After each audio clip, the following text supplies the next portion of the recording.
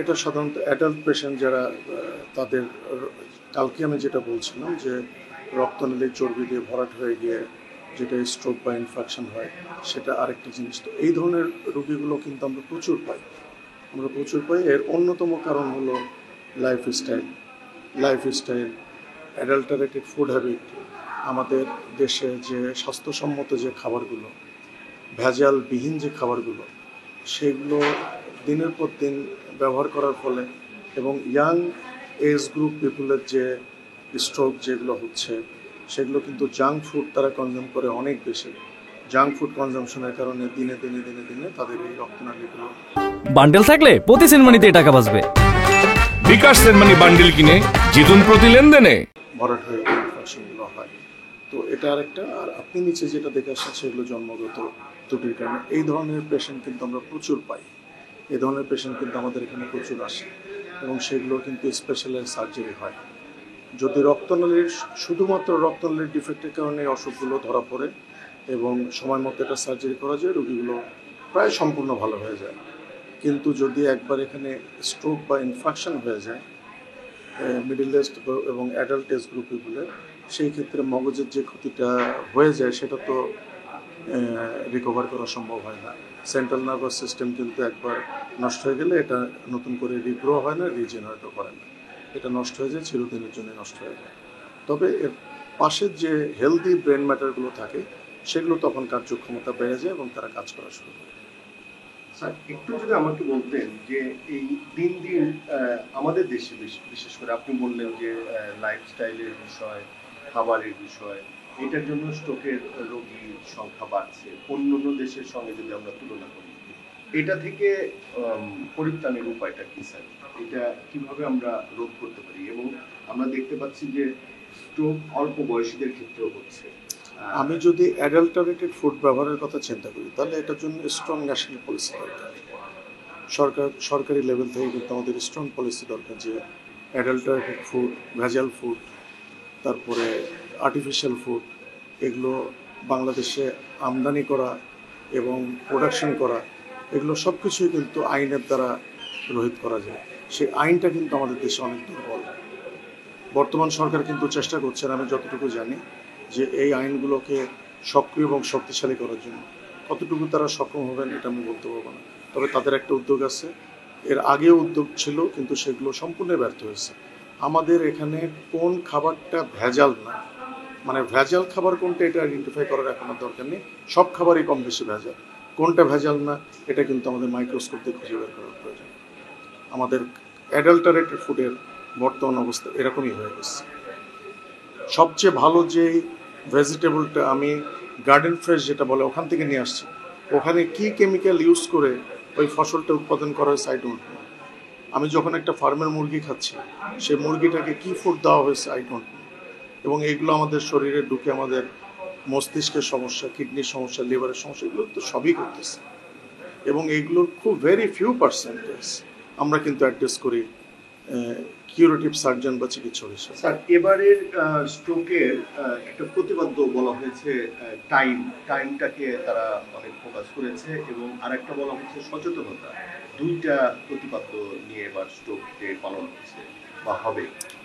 সেক্ষেত্রে স্যার, আপনি যদি একটু আপনার ভাষায় বলতেন যে টাইমটা তো অনেক গুরুত্বপূর্ণ এবং একাধারে সচেতনতা। টাইমের ক্ষেত্রে মেন কনসেপ্ট হলো, যেমন আমার যদি একটা পল্লীর অঞ্চলের একটা রোগী যদি স্ট্রোক করে, তাকে সাধারণত ধরে নেওয়া হচ্ছে যে 4 ঘন্টার মধ্যে তাকে স্পেশালিস্ট সেন্টার আসতে হবে। তো ফার্স্ট ওয়ার্ল্ডে কিন্তু এগুলোতে হেলিকপ্টার ইউজ করা হয়, মেডিকেল হেলিকপ্টার ইউজ করে তাকে দ্রুত শিফট করা হয়। আমাদের দেশে এটা সম্ভব না। আর 4 ঘন্টা 6 ঘন্টা পার হয়ে গেলে রিভাস্কুলেশন যেটা বলা হয়, যে মগজের যে অংশটা রক্ত সরবরাহ বন্ধ হয়ে গেছে ওটাকে নতুন করে পারফিউশন করা, সেটা আর সম্ভব হয় না। ওয়াজ ড্যামেজ ফর এভার। হার্টের ক্ষেত্রে যেমন বলা হয় যে 12 ঘন্টার মধ্যে যদি আমরা স্ট্যান্ডিং করতে পারি, কার্ডিয়াক ইনফেকশনের পেশেন্ট বেঁচে যাবে। আমাদের মগজের ক্ষেত্রে কিন্তু এটা অনলি 4 আওয়ার্স। 4 আওয়ার্সের মধ্যে যদি আমরা থ্রম্বেক্টমি, থ্রম্বোলাইসিস বা কোনো এন্ডোভাস্কুলার প্রসিডিউরগুলো করতে পারি, তাহলে কিন্তু রোগীটা সম্পূর্ণভাবে বেঁচে যাবে এবং সে যে ক্ষতি, অঙ্গহানি যেগুলো হয় সেগুলোর থেকেও সে বেঁচে যাবে। তো সময়ের যে কনস্ট্রেন্স, আমাদের সীমাবদ্ধতা আমাদের মতো দেশে, এটা আমরা কিভাবে অ্যাড্রেস করব আমরা জানি না। তবে দুটো জিনিস আমাদের চিন্তা করতে হবে, যে একটা হলো পেশেন্টদেরকে যদি আমরা দ্রুত শিফট করতে পারি কোনো অ্যারেঞ্জমেন্টের মাধ্যমে, অথবা আমরা যদি আরও স্পেশালাইজড হসপিটাল দেশের বিভিন্ন অঞ্চলে, অন্তত বিভাগীয় সদরগুলোতে যদি আমরা এরকম স্পেশালাইজড হসপিটাল তৈরি করা যায়, তাহলে এই ঝুঁকিটা কমায় নিয়ে আসা যাবে। কারণ ব্রেন স্ট্রোক হলো সেকেন্ড টু মায়োকার্ডিয়াল ইনফার্কশন। হার্টের ইনফার্কশনের পরেই কিন্তু ব্রেন স্ট্রোক। সুতরাং এই পেশেন্ট আমাদের প্রচুর। এদের জন্য আমাদের সরকারকে এই দুটো জিনিসই ভাবা উচিত। আমাদের যদি কোনো সেন্টার ডেভেলপ করার চিন্তা না থাকে, তাহলে ওই সেন্টারগুলোতে দ্রুত পেশেন্টের ট্রান্সপোর্টেশন, আর যদি সেটা সম্ভব না হয় তাহলে অন্তত বিভাগীয় শহরগুলোতে স্পেশালাইজড হসপিটাল এবং সেখানে দ্রুত ট্রান্সপোর্টেশন ব্যবস্থা। এছাড়া আমরা টেকনোলজিতে যতই অ্যাডভান্সমেন্ট না কেন, আমাদের লিমিটেশন কিন্তু 4 আওয়ার্স। এই 4 আওয়ার্সের মধ্যে আমাদের যা করার করতে হবে। স্যার, একটা বিষয় আমরা বিভিন্ন ক্ষেত্রে নিজেদের সক্ষমতা জানান দিচ্ছি, আমরা বলছি আমরা অনেক ডেভেলপ হয়ে গেছি। এখনো যদি আমরা চিন্তা করি, থ্রম্বোলাইসিসের সেন্টারটা শুধু ঢাকায় 3-4টা জায়গা ছাড়া বেসরকারিতেও সব জায়গায় নাই, এবং চিটাগং এর বাইরে স্যার কোথাও আমরা, রংপুরে যদি একটা রোগী সে যদি স্ট্রোক করে, সে যদি রক্ত জমাট বাঁধা হয়, তাকে থ্রম্বোলাইসিস করতে ঢাকায় আসতে হচ্ছে। আপনার পরামর্শ কি হবে স্যার? অন্তত ঢাকা, রাজশাহী বা রংপুর, মানে ঢাকা ছাড়া রাজশাহী, রংপুর বা ময়মনসিংহের এই বিভাগীয় শহরগুলোতে যেন এইটা স্যার ইউনিট, যেমন সিসিও আছে, কলেজের সিসিও আছে, এইভাবে স্যার নিউরোর জন্য কিছু করা উচিত বলে মনে করেন কিনা? শোনেন, জিনিসটা কিন্তু খুব স্পেশালাইজড একটা বিষয়, সেটা হলো পলিসি মেক করা। আমি একটা পলিসি মেক করব দেশের জন্য, স্ট্রোকের পেশেন্টের জন্য, এটার জন্য কিন্তু কিছু স্পেশালাইজড ইনফ্রাস্ট্রাকচার দরকার। এটার জন্য আমাদের কিন্তু স্বাস্থ্য মন্ত্রণালয় আছে। পলিসি মেক, প্ল্যানিং, আমরা কিভাবে এই সমস্যা থেকে উত্তরণ করতে পারবো শুধু স্বাস্থ্যের ক্ষেত্রে, এটা কিন্তু স্বাস্থ্য মন্ত্রণালয়ের ডিসিশন। তারা পলিসি মেক করবে।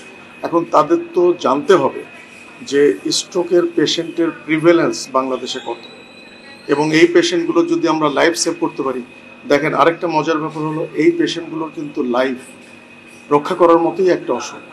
আমি যদি 4 ঘন্টা 6 ঘন্টার মধ্যে অ্যাড্রেস করতে পারি, আমাদের এন্ডোভাস্কুলার যারা নিউরোসার্জন বা নিউরোলজিস্ট আছেন, তাদেরকে যদি আমরা ঠিকমতো কাজে লাগাইতে পারি, তাহলে কিন্তু এই মানুষটা সম্পূর্ণ সুস্থ হয়ে যায়। তার অঙ্গহানি হয় না, তার পার্মানেন্ট ড্যামেজটা তার হয় না, এটার থেকে তাকে আমরা।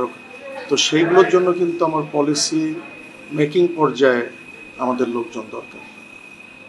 আমাদের স্বাস্থ্য মন্ত্রণালয় একমাত্র হেলথের ক্ষেত্রে পলিসি মেকিং একটা অর্গানাইজেশন।